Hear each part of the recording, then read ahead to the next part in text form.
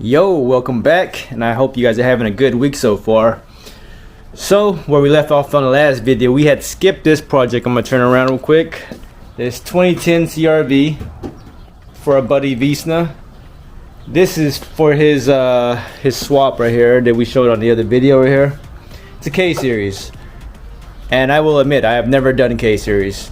In fact, haven't even done research. What I'm gonna do, I'm gonna go in there and just kind of look at everything and evaluate everything and go from there. Try to do it by experience on working on cars in general. Trying to see if I can just use my common sense and experience to figure it out. So from here on out, I won't be doing much talking. It's just going to be maybe a voiceover or captions, because it's going to be one of those long videos and I need to focus more on that instead of the camera.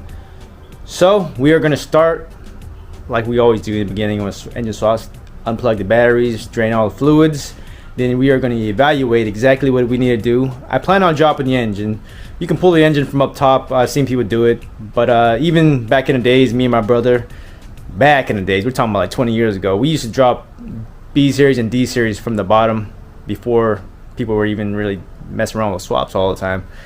But on the K series, I hear it's a lot easier to drop everything from the bottom. So that's what we are going to do. So stay tuned. Or not, or for anybody that's interested in the swap, so stay tuned. So we are going to start off by removing the battery tray. Next would be the plastic covers. We need easy access to everything we can, so removing as much as we can to make it easier. Remove the intake. This was a pain in the butt, trying to remove the cables off of the throttle body. I've never seen this style before and it's new to me, so it took me quite a bit.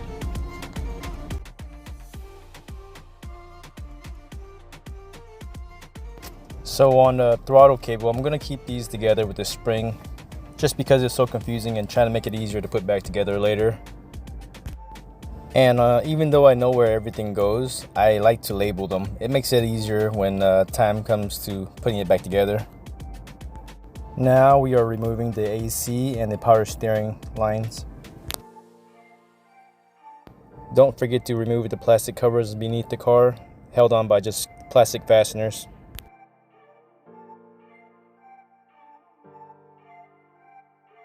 Now we will be draining all the engine oil, the transmission oil, and the coolant as well.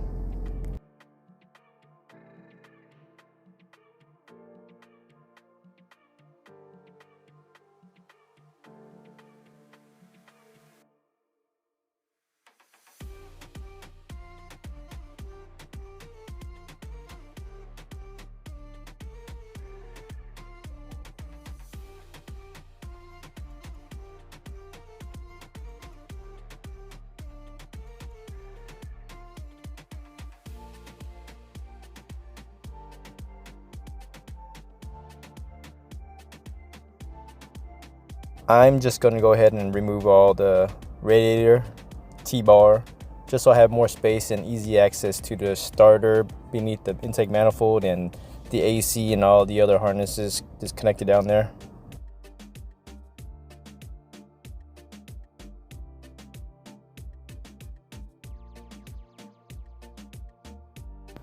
Now I am removing the assembly for the shifter cable.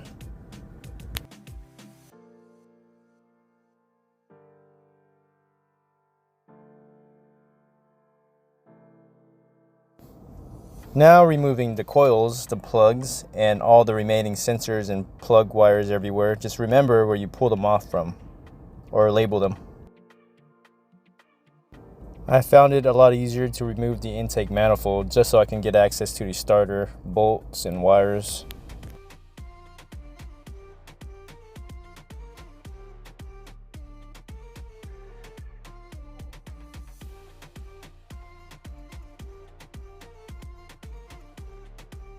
Now that we have everything in the engine bay disconnected, we are going to start on the suspensions. There might be an easier way to do this, but I just broke it down completely.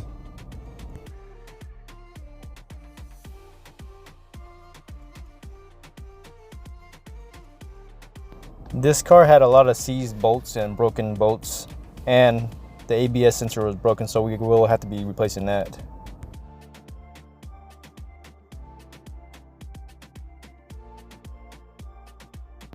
I went ahead and pulled off the calipers, and we will be hanging it on a spring with a zip tie to hold it in place.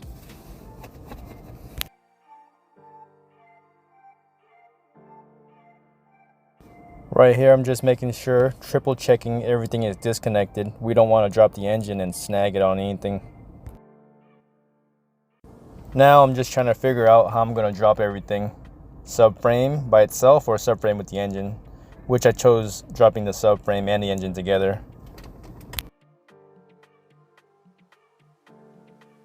Do not forget to unbolt the cat converter before dropping the engine.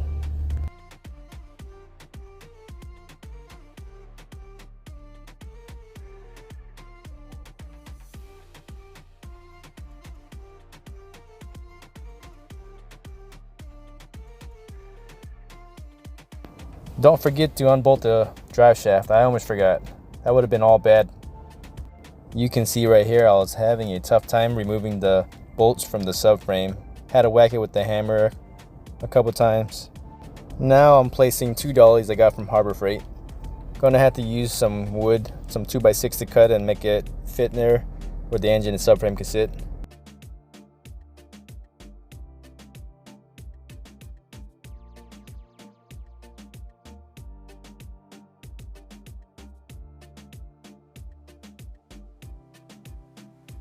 Now I'm going to slightly rest the subframe on the wooden dollies that we had put together.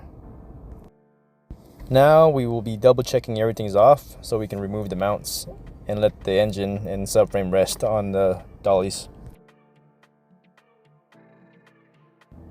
It does make it a lot easier to have a lift, but it's not necessary. You can easily do this job with 2 jacks or 1 jack from the front end and just jack it up all the way up. And there you go. We successfully got the engine out. Now we're going to have to put it on a cherry picker and pick it up so I can take off the transmission and all the other stuff on the old block. We're going to be sending the transmission out to get repaired. While we wait, we're going to start on the long block.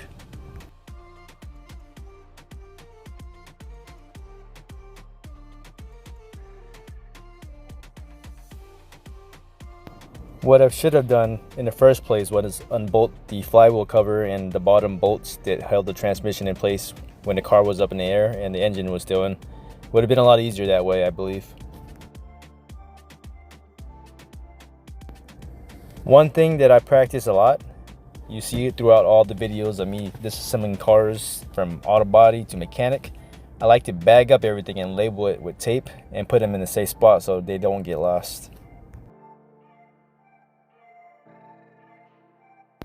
You can't see it in the video, but I was struggling to get the transmission off.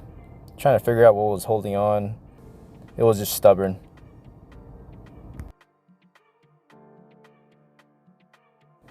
And once I got the transmission off, it looked like there was a bird's nest in there, caked up from the clutch disc all shredded up.